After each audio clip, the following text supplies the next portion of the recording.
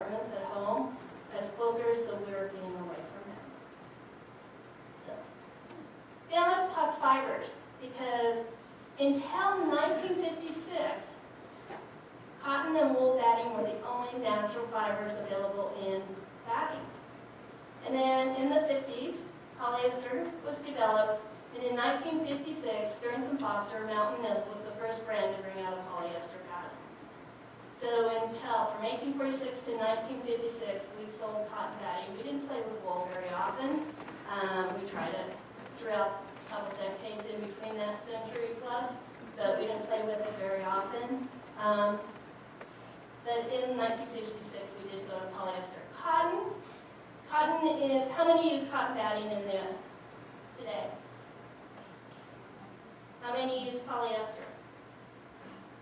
How many use a combo? Okay, and how many use wool?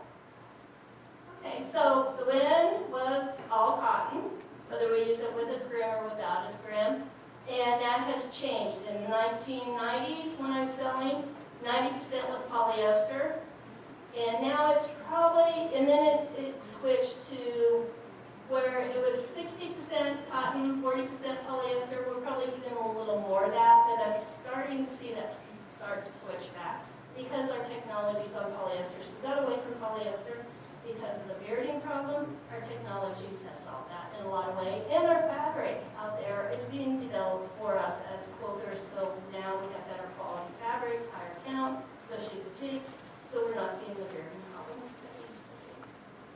So cotton, being a natural fiber, breathes, which makes us cooler in the summertime and warmer in the wintertime because it lets that moisture out that gets trapped between our body and the top bottom of the quilt when we're sleeping underneath it.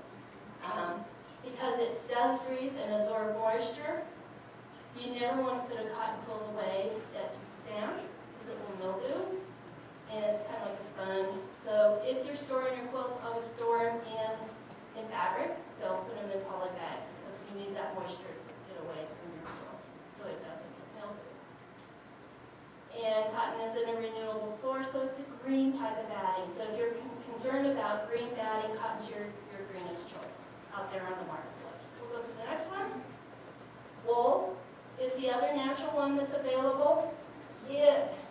Early on, you would see antique quilts with wool quilts mostly up in the northeast or in the north where they needed that additional layer of warmth. In the south, because cotton was so prevalent, if they were in the hills of the south, they would just put in a thicker cotton batting because the wool wasn't as easy for them to acquire. And keep going. And then we have our polyester. You'll see the cotton is a straighter fiber, not giving you much loft or definition. The wool, being a hair of the sheep, has a little bit of a crimp to it or a curliness to it. And then your polyester, the big screen, you'll see it has almost a zigzag. That's your crimp. That's what gives you the bounce that polyester battings have. So we call it crimp in the marketplace. Okay. Silk. We've moved into exotic, what I call exotic fibers. So silk battings, beautiful, soft, cuddly battings, but very, very hot. Silk, like a silk blouse or a silk dress. You don't wear silk in the summertime, even though it's lightweight. It doesn't breathe. It's very hot. And the last is bamboo. Go ahead. And how many would consider using bamboo because it's green? Okay. It really is not. So if that's why you choose bamboo, I would highly recommend, if you want to be green, go back to your wool or your cotton. Cotton being the most. This bamboo as flooring and furniture is very green, but to make a bamboo stock into fiber state is very caustic to the environment. The process is not good for the environment. So you're making a rayon fiber basically. It becomes a wood pulp and a rayon. And rayon's not my favorite choice for fiber into batting. If we thought rayon was good in the 40s and when cotton was being used for the war, we would have seen more rayon battings, and the manufacturers didn't go that route. So if you're using it because it's soft and you love the feel of a bamboo bat, go for it every day. And it does give you that nice softness and drinkability. Okay. we talked about cotton, so we'll keep moving. And we talked about the white rose and cream rose being all cotton in the packet there. So if you're using an all white, if you have a quilt that's all white, and I'll show you some after the PowerPoint presentation, you want to use an all white batting. Most of our cottons are unbleached on the marketplace, which is kind of that creamy yellowy batting. Some might have what we call dusting on it, the natural hubs, the little brown spots on it. But if you have a pure white fabric in there, it's going to shadow through. So if you use an all-white fabric, buy a bleach batting. They're usually a few dollars more on the marketplace, but it won't muddy or discolor your white fabric.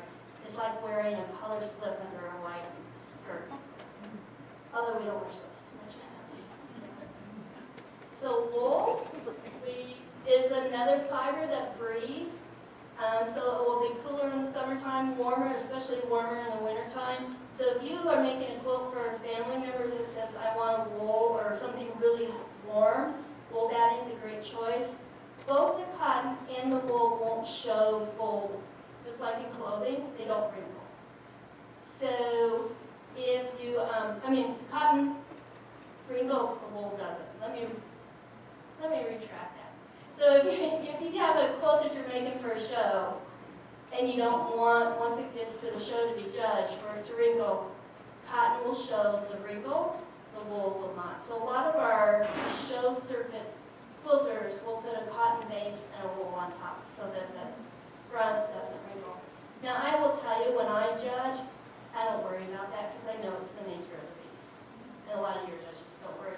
But if it comes to your quilt being best to show and the other one being best to show, it is probably going to lean more to the best to show than it does the other wrinkles from shipping it to the show. So, one thing on wool, any brand of wool, being a hair, it's a really strong fiber. It doesn't break off.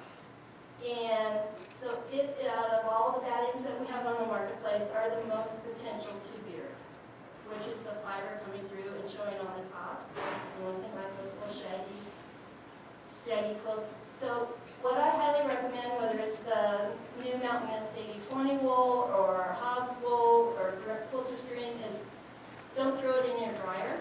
Lay it flat to dry when you wash a quilt with the wool in it, because the static that is built up in the dryer calls those little wool fibers and say, come play with me. And the wool fibers are saying, let me out, I'm going to come play. So if you're washing a wool quilt, lay it flat to dry. And we'll go over how to wash quilts before I'm done. Okay. Polyester was king. I mean, we fell in love with our polyesters in the 70s and 80s. So most of those quilts have that in it if you're an antique quilter. We even use polyester or double knits on top of quilts. In fact, I saw one at Goodwill the other day, a quilt made with a polyester, and I have friends that collect it. I almost bought it. It's $7.50. But polyester has a memory, and it's very, very washable. How many make children's quilts to give away? That type thing? Okay. In the 70s, 80s, and 90s, the Consumer Product Safety said if you're making a quilt for a child, they recommend that you use a polyester batting inside. This polyester catches fire at a higher temperature than cotton fiber.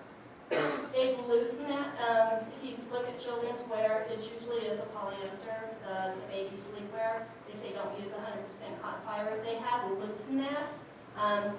The downside with polyester, when it catches on fire, it melts against your skin. So you're either burning the child earlier or melting it against the skin. So it's a trade-off. There's not one perfect situation there. The one thing about polyester, it doesn't support the fiber. If it's on fire, it will self-extinguish, but you have the cotton fabric on top that will support the fire. So it's a trade-off. If you're making quilts for NICUs, some NICUs say, I want all cotton. Some say, I want a polyester because I want it to make it more washable. So ask if you're making it for a hospital what their preference is at that hospital. Some say my equipment only allows cotton. I think it's a preference of whoever's in charge of the NICU. Because I've found both of those. And then our roll, we talked about that. So I'm kind of ahead of the slide point. So we'll keep going. Bamboo, we talked about that. And so what I'm going to tell you is there's not one perfect batting for every project, because they all take different needs. So my challenge is don't always have your go-to. Try, think. And when I start to take a quilt to the long armor, because with my schedule, I pretty much now quilt by my checkbook. And I'm like, how is it going to be used? Is it going to be washed a lot?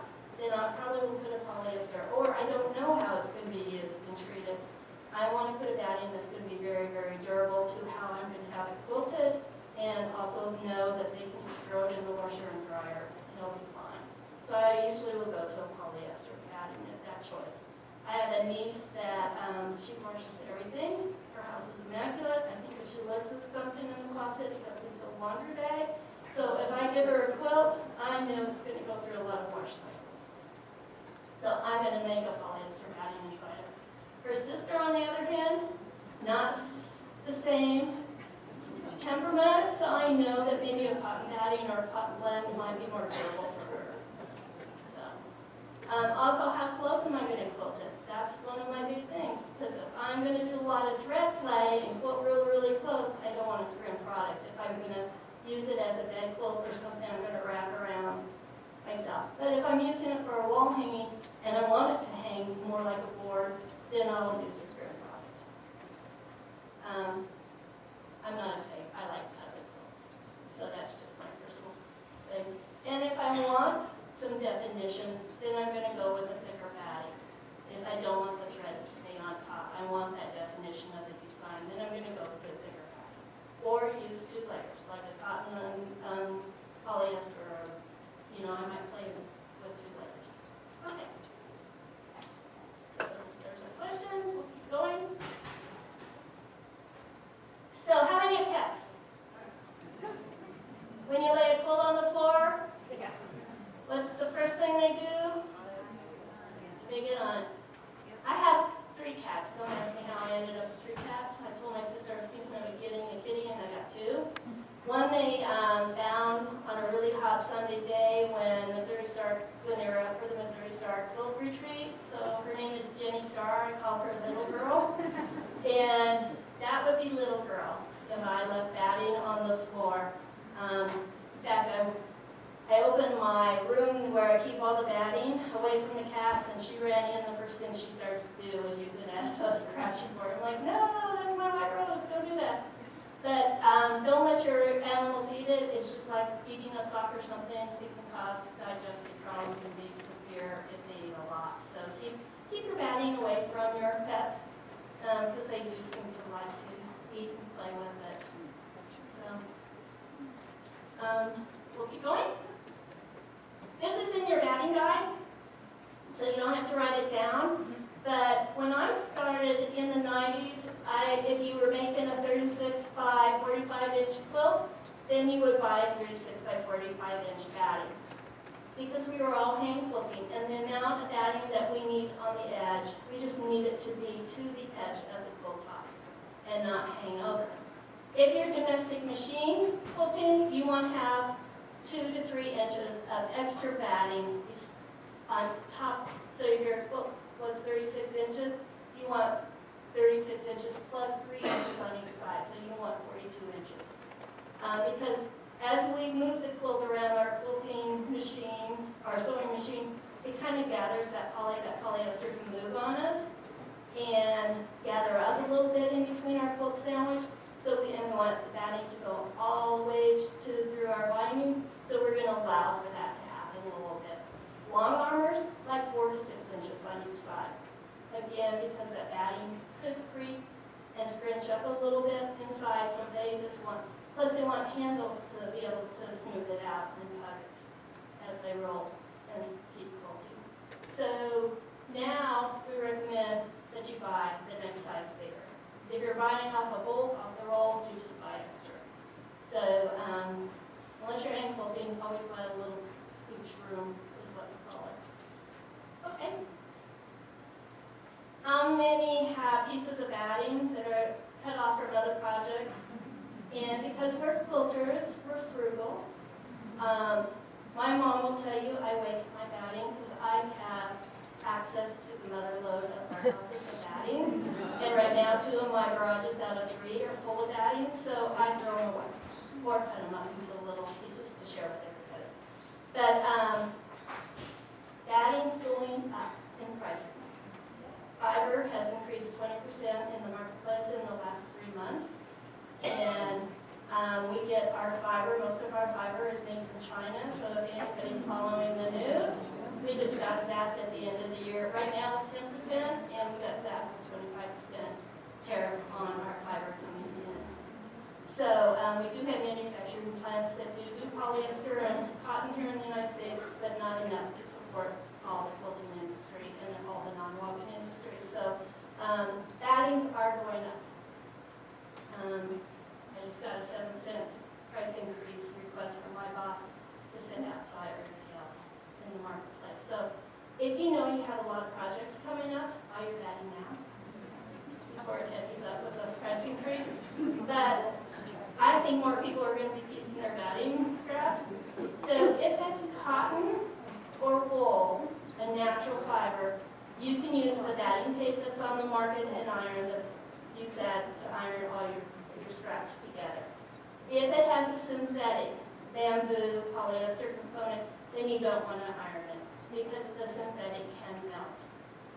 And so in that case, just take a really wide hand basting stitch with your thread and needle, the length of the batting or the pieces that you're putting together. Once it's inside the quilt and you've quilted it on top of it, it's going to hold it in place, so you don't have to really baste it close together. Or you can do it by the sewing machine. Oh, I've never tried that. Her suggestion was to use twin needles on your sewing machine to piece them together. And all you have to do is butt the batting together. Just take your rotary cutter and cut a really straight edge on both sides, and then just butt them together. Mount Mist, at one time, we had a king-size bat when that batting became so popular on the market. We did not have machinery wide enough to spread a quilt batting 120 inches by 120 inches. So we made 2 bats that were 60 inches, and we feathered the edge and then glued them down the middle. If we did it right, you would never know the difference. If they didn't do it right, you knew immediately it was done wrong. So, but luckily we now have machinery that we can go wide. So, but do save your scraps. Batting is going up, unfortunately. I'm the bearer of bad news today. Who knew? Okay. Washing quilts. I have a really, really close friend, Xenia Cord, who collects and owns antique quilts. And she said if you want to wash your quilt, her advice is to take a nap. Especially if it's a family heirloom or something. And if you wake up and still want to wash the quilt, take another nap. So her advice is not to wash the family heirlooms unless it just needs to. We all get age spots, quilts get age spots. It's part of just aging, whether you're a textile or a human, and it just helps tell you it's an antique quilt. If it's a new quilt, constructed properly and quilted within the quilting intervals that are recommended for that batting, you should be able to just throw it in the washer. I like to throw it in the washer, take it off the agitation cycle if you have a top loader. If you have a front loader, you can't do that, so put it on a delicate cycle. Let it go through the cycle, the spin cycle, and then I usually put a sheet in the washer with it. So I roll the wet finished quilt onto the sheet and pull it out of the basin, the washer from the sheet. I'm never putting stress on a wet quilt because that is when it's at its weakest state.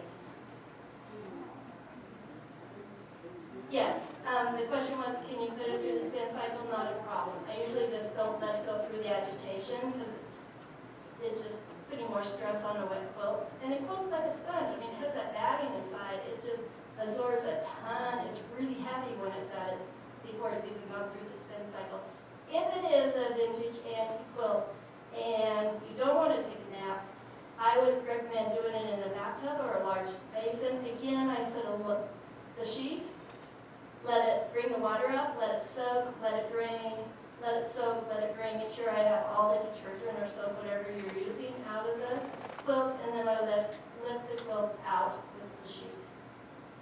And then if it's an antique quilt, I put several layers of sheet and pull blankets on the floor and lay the quilt out flat, then put sheets and blankets on top so that it's whipping the moisture out of the quilt both ways.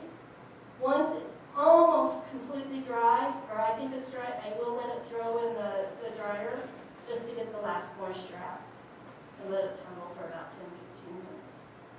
But I try not to do. I used to be in charge of all the mountain mist quilts, and they would come back from shows, and sometimes I had to wash them. We lent one quilt to a historical society, and the roof leaked during a rainstorm, so they kept it wet enough that we could wash it and do the conservation, and then they did come out. If they had let it dry, I would have had bigger problems. But they knew enough to keep it wet. They actually froze it. Yeah. You could layer it over like a couple of clotheslines. I would put it out on the grass with sheets on top and bottom, just because there's deers, especially where we live. Yeah, the deer will be walking over. Yeah. What about dry cleaning the antique quilt? No, because that leaves the chemicals in it. Unless it's a velvet or some fabric that says dry clean, I wouldn't dry clean an antique at all. Because the cotton fibers are not fibers you really want to dry clean, and that chemical, it still goes through a wet process. And just water would be better on an antique quilt. And there was another question back there?